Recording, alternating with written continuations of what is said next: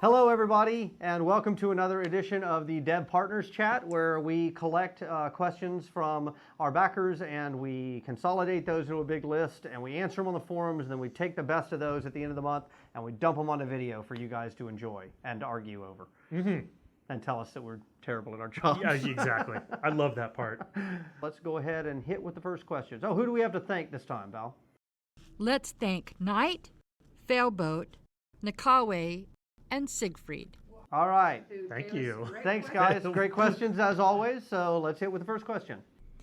What design choices are being implemented in order to protect a character infiltrating a guild as part of the Espionage metagame? To protect a character from being... Okay, so I think the question is, how are you designing Espionage to work in the game? Both in the Dregs and the Shadow, where it's actually quite easy because players are given complete control to be able to deal with spies when they find them by just killing them and kicking them out. If you don't like them, kick them out and kill them repeatedly. In the other worlds where the factions are preset, it's a little bit more nuanced than that. We have to be much more careful and have a chat system where basically players can create their own channels, subscribe to those channels, and then not allow people into the channels, at which point you haven't actually kicked the person out of your faction because you can't do that, but you have largely defanged them. There's not a lot they can do other than stand around and try and observe troop movements and things like that. And that's, you could potentially do it, but it's not a very effective tactic, and it does require active play. Active play. Right, you'd have to follow them. Right, so that's the first part, I guess, of the question is espionage going to be an important part of the game? And I think the answer to that is absolutely. The second piece of that is really about implementation, which is how are you going to set this up? Like, what is the structure of characters as they relate to guilds? So our current model, which we could potentially change, but it certainly simplifies things quite a bit, is to have one account associated with one guild. And there's a number of reasons for that I can dig into that are probably more detailed than you could possibly want. So in fact, what we'll do is, John, I'll have you flash like a number at the bottom of the screen at this point, which is where they can fast forward to if they have zero interest in the technicalities of why we're doing it. And I'll go ahead and give the basic idea. But so we're combining two very different data structures in this game, which is hierarchical systems and relational systems, right? Relational systems are set up to where you have various tables of information. So like, let's say I had a parent-child database. All my parents would be in one table, all my children would be in another table, and in order to pull those together, I have to join those two tables together. Those joins, even if they're indexed, are incredibly slow compared to a hierarchical system where you can just literally go through and read the information. We already have fealty trees, guild trees, world trees, campaign trees. Like, we've already got a huge number of nested hierarchies built into the game that we're having to build these relationships for.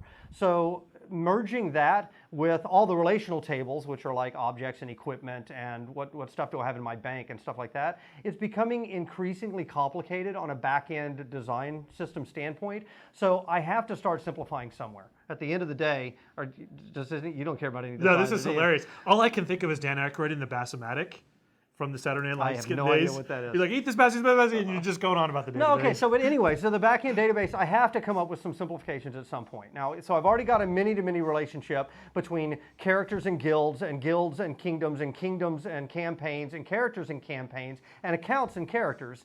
I don't want to just now also lay on top of that a many-to-many relationship where all the characters are in different guilds and it's all this big nested horrible mess. So this was one of the simplifications that I came up with is, okay, let's associate one guild to one account. And people can still spy. They may have to get another account to do it, or they may have to keep themselves outside of a guild to be able to do it and kind of jump in and out. I have no doubt that people will figure out ways to actually do spying and do it effectively, but it is relatively a small percentage of players that do it, and I don't want to break the entire database model in order to support that one game activity. I think the important thing is one guild, one account. Yeah, so I know that's not going to be popular with everybody. At some point, you guys are going to have to trust us that we know the right way to build this game, and that when we sit down and discuss this stuff, it's not just a flippant answer that we give you. We spend a lot of time talking through, well, what if we do this approach? What if we do that approach? What is that going to mean technically for the game service as a whole? And sometimes the right solution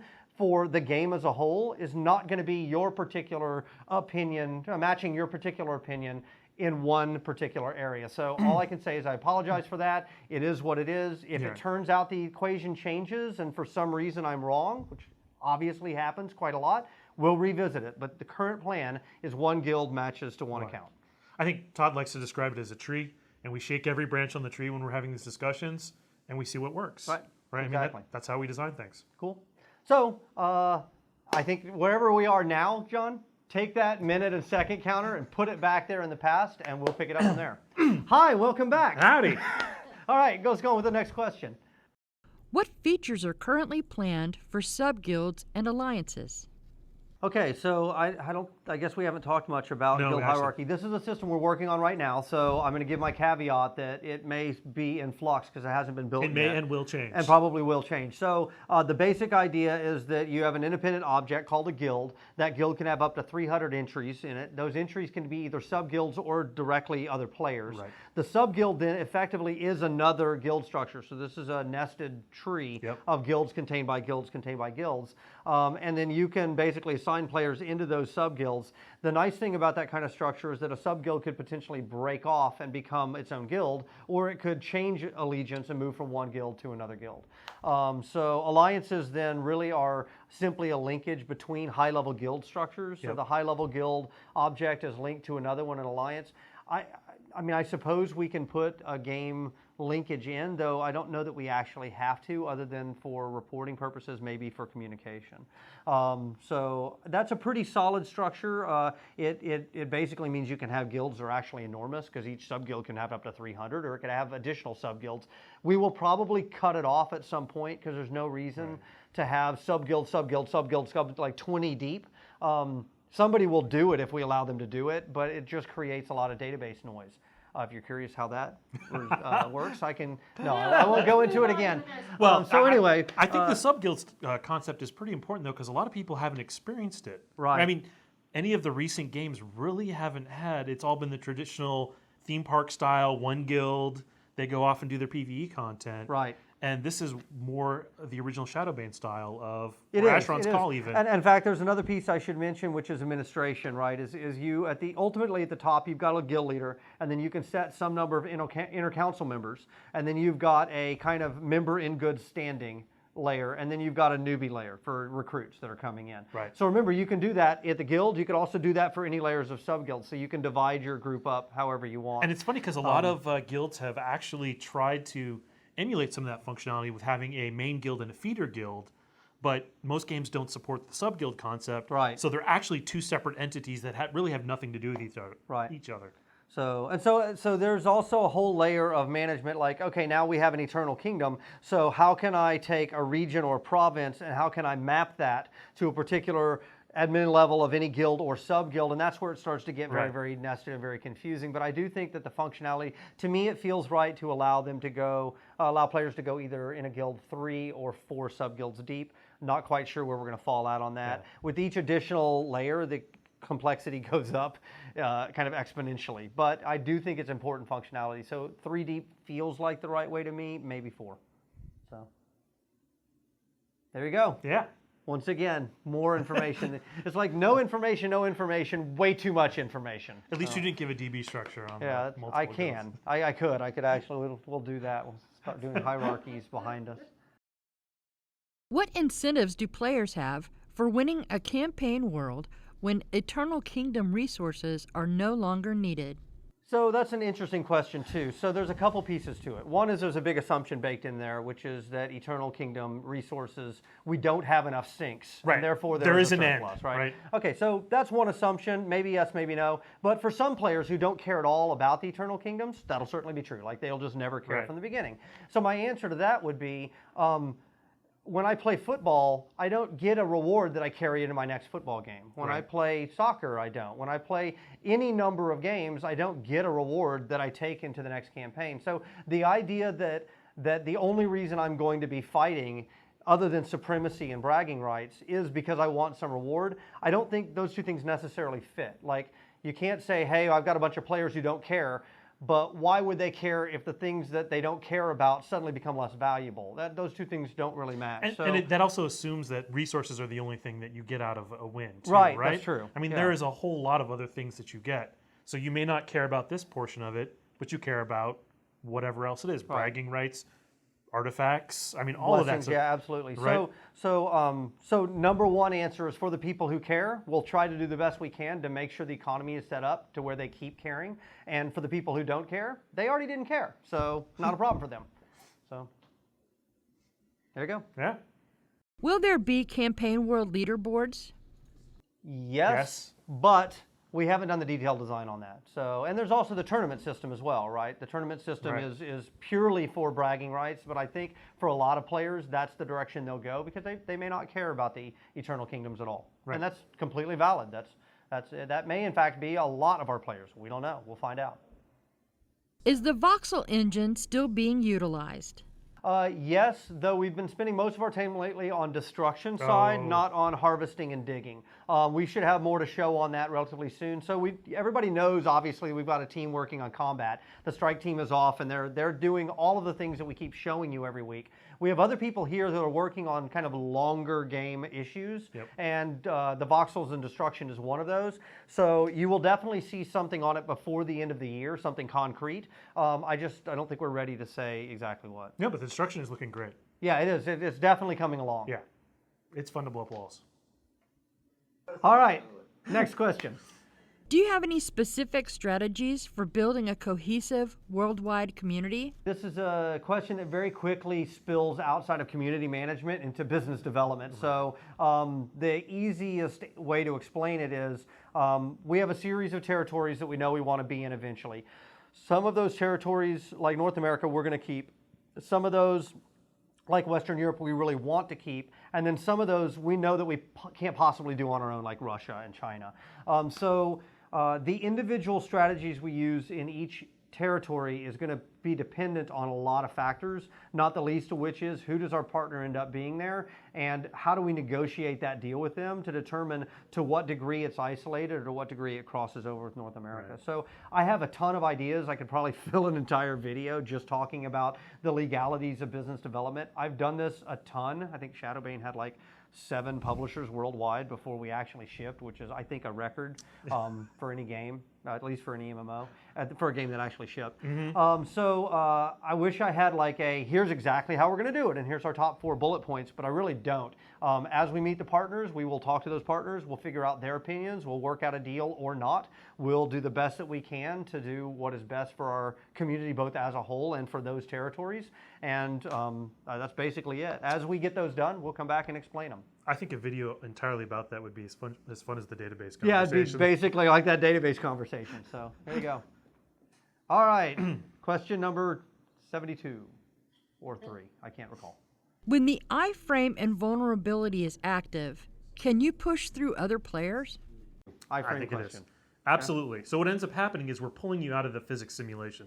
So your capsule just becomes physicsless and goes through the other capsule. Now, generally, we're hiding it with an animation. You're leaping through them. You're jumping in the air. Things that you would expect anyways. Right. Right? I mean, even the Confessor right now, what we're actually doing is we're putting her underneath the ground, and you can't even see her as she's invulnerable for that brief period of time. So right. So I know you say you can go through another person. In all the play testing we've done so far, I don't think I've ever seen that happen. Like I can't recall seeing a person either flying or, I mean, I've seen the iframes, but I haven't seen a person capsule pass through another person, or it probably would have marked as a bug and not recognized what it was doing. So generally, we're not showing the capsule, which is great, and a lot of people aren't using their powers properly. That's probably me, yes, but that's because I think there's a lot of people. You can press K and it pops up the power screen and you can see what it is. People just go out there and they just start mashing buttons. Yeah, that's right. Right now I'm still in button mashing mode, but that's because you keep changing the powers under the curtain, under the covers. Yeah, I know. So yes, you can go through them. But we're definitely making it look like you should be going through them.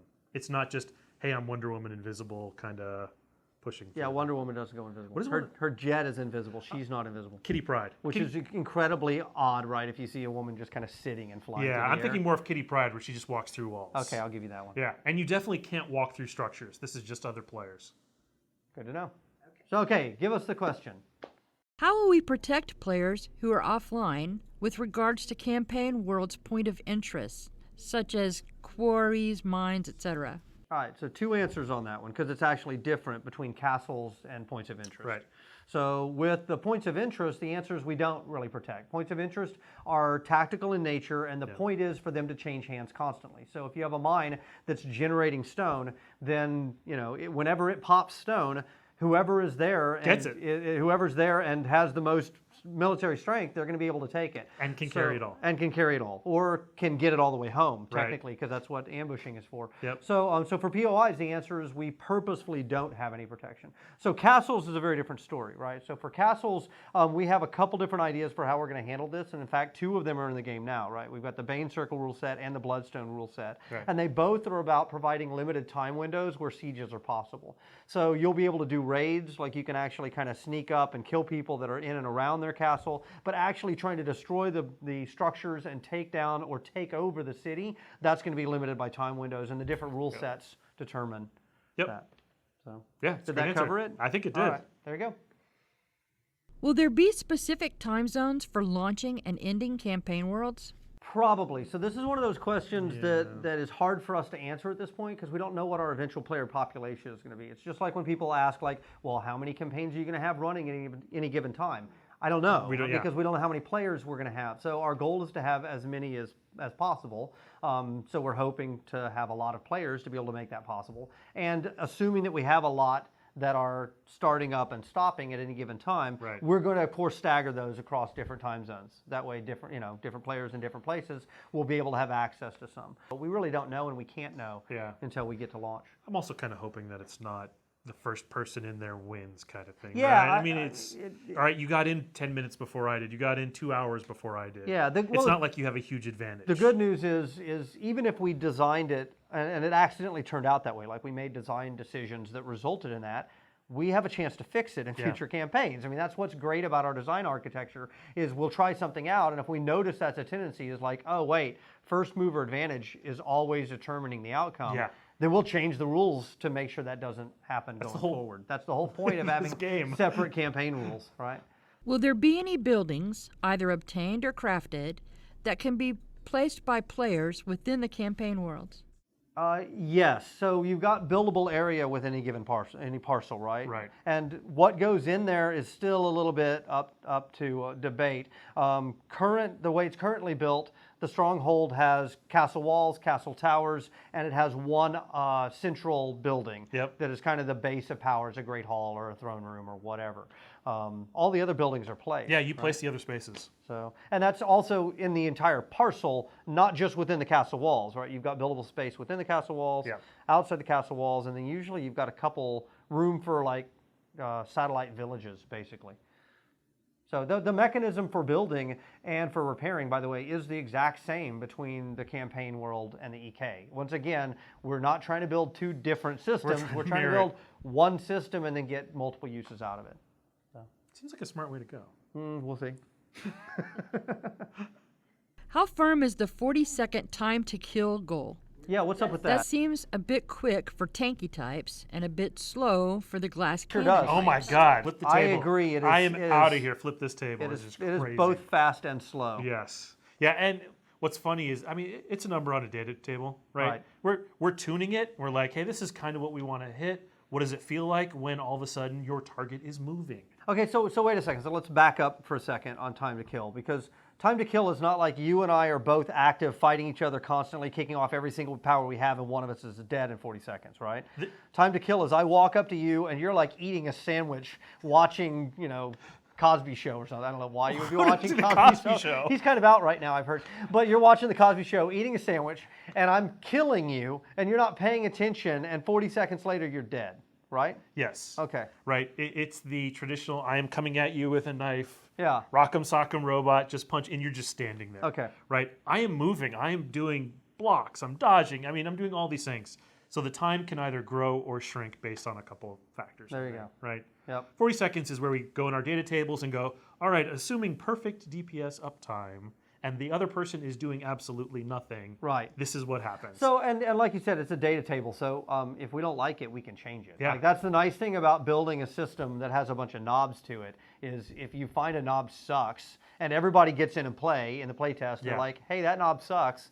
All right, we'll change the knob. We will turn it But up I can talk about to our 11. goals a little more, right? Okay, yeah, I think that'd be great. I think the goal is we don't want ever to have a one-hit kill, because one-hit kills are no fun for anybody except the guy doing the one-hit kill. Right. Everyone else, it is no, especially when your gear is on the line. Yeah. Like when your gear's on the line, the heightened time of combat is very important because you want to feel like you had some agency in either winning or losing. Yeah, absolutely. Right? And if you don't have that, you just feel like you got jacked. It's no fun. But what about assassins? That is an excellent question, Val.